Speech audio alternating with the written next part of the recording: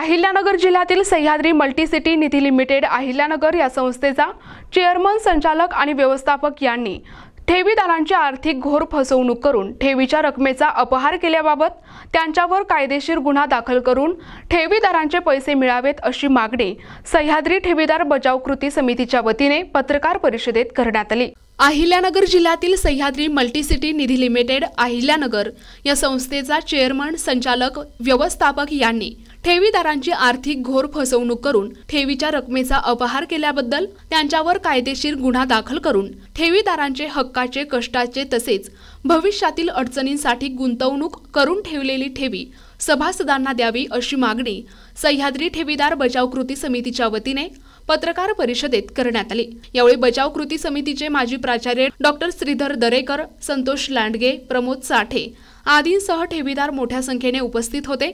Sahyadri मल्टीसिटीच्या chairman, संचालक, व्यवस्थापक आणि कर्मचाऱ्यांनी अहिल्यानगरसह महाराष्ट्रातील अनेक शहरात हजारो ठेवीदारांची फसवणूक करून करोडो रुपयांच्या ठेवी गोळा करून ठेवीदारांची फसवणूक केली। त्यामुळे ज्यांनी हजारो ठेवीदारांची संघटितपणे फसवणूक केली आहे त्याच्यावर संघटित गुन्हेगारी कायद्याप्रमाणे गुन्हा दाखल करण्याची मागणी यावेळी केली आहे।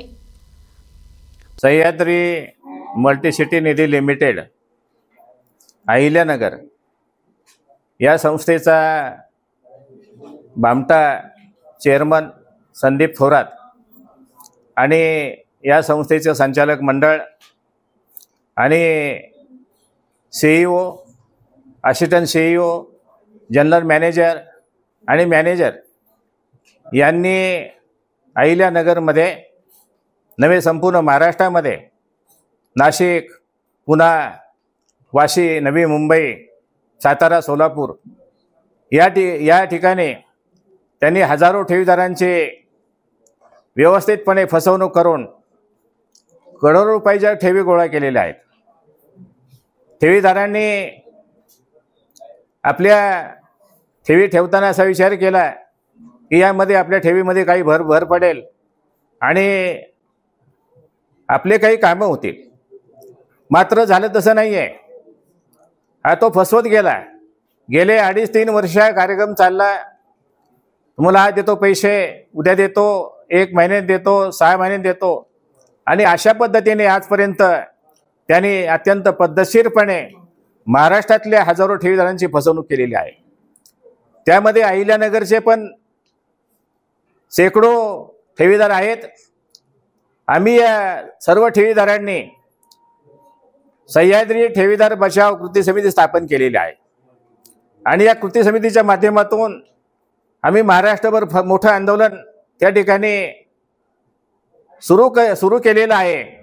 त्यामध्ये जे कोणी या भामट्यांच्या आमिषाला बळी पडून फसले त्या सर्वांना, त्या ठेवीदारांना त्यांचे ठेवीचे पैसे परत मिळाले पाहिजेत आणि ज्यांनी फसवणूक केली संघटितपणे गुन्हेगारी पद्धतीची, त्यांना संघटित गुन्हेगारी कायद्यान्वये त्यांच्यावरती कारवाई झाली पाहिजे।